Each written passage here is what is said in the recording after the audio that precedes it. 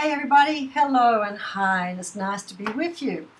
This is Astro Insights, which is going to be talking about astrology to do with the personal.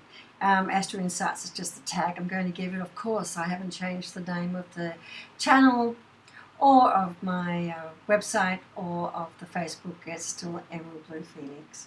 All right, thank you all for bearing with me. I know I made mistakes with the dates, with the month last reading, but I've had a pretty tough time. I had to put down my dog, who was my companion after 20 years, and that was really difficult. Not just difficult because it's difficult emotionally to do that, but also difficult because I'm in a third world country and resources are difficult to find. But anyway, I managed to do it. Forgive me, that's just someone at the door asking me if I'd like to buy some veggies. All right. Moving on, we're talking about the 13th and October, and we've got a full moon in Aries, which is going to be really interesting.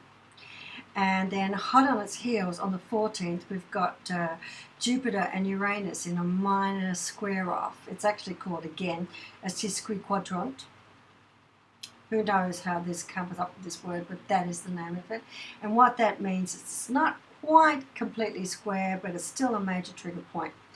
But let's talk about Aries, the full moon in Aries, which is talking about the ram. The ram is very much about putting ourselves forward, so the focus is on us and what we want. It's full of confidence, it's full of pride. Aries is all about the brain, so we're going to be leading with the head, not with the heart. That's also part of that season. And it's a time when we have a lot of confidence to be asking for what we want.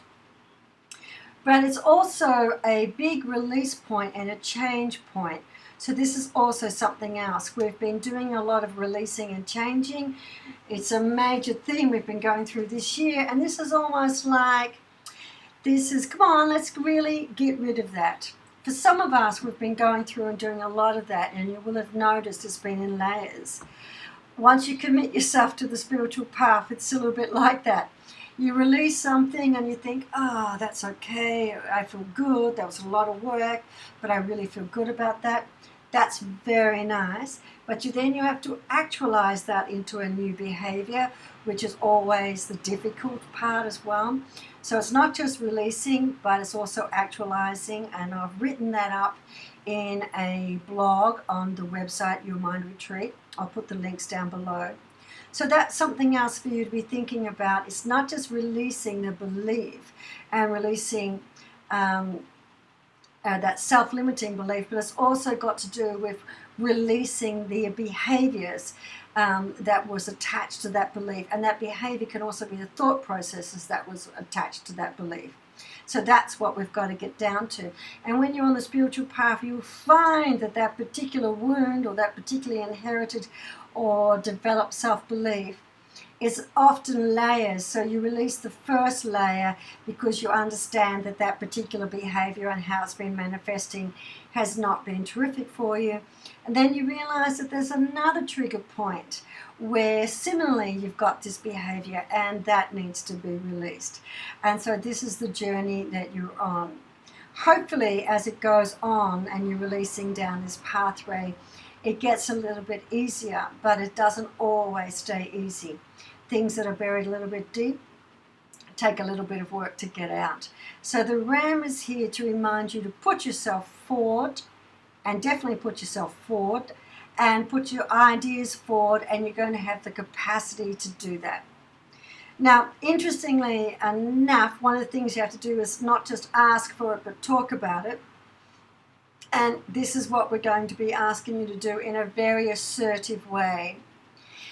The only caveat I'm going to put with that is, remember I gave you a little warning about Venus, because Venus is also the needy part coming forward and us wanting our needs met about how we are, how we're valued, and basically how we're being loved and respected. So you have this need to want to be loved and respected. You have this need to tell everybody how you want to be loved and respected. And now we've got this full moon coming in. Now, full moon is very much about a closing out.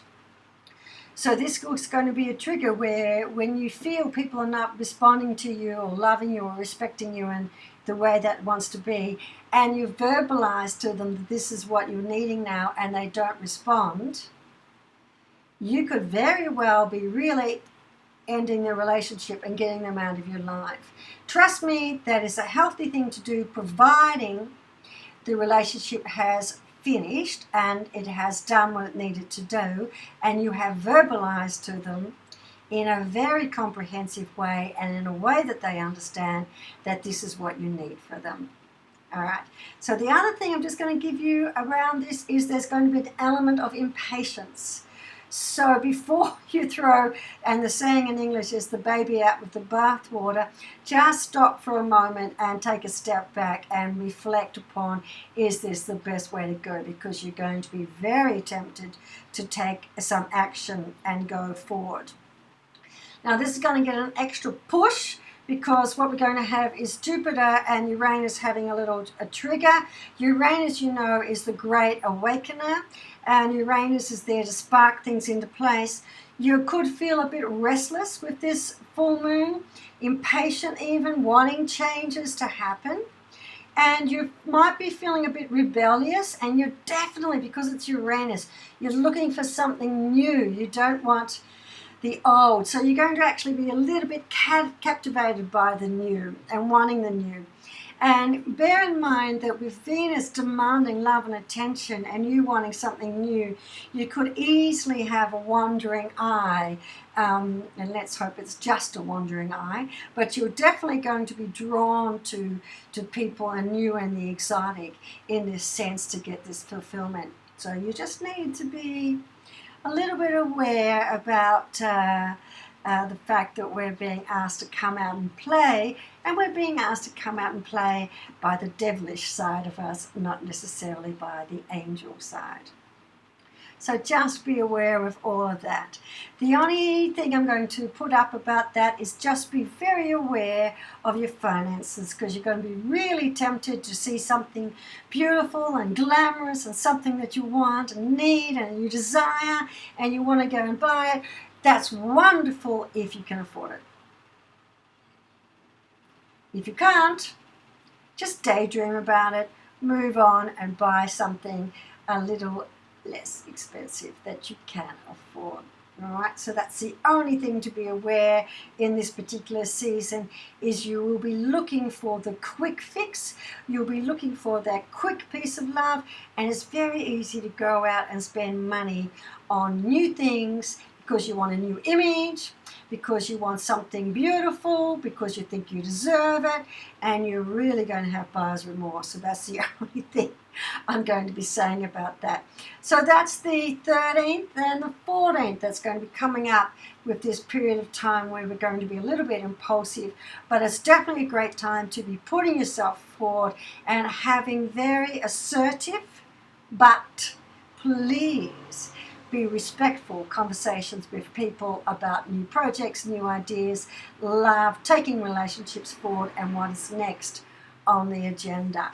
Okay, very nice. Take very good care of you, and I'll see you when we start talking about the sun, and that is going to be in about 10 days' time, because the sun will be moving into a new house. Okay, bye.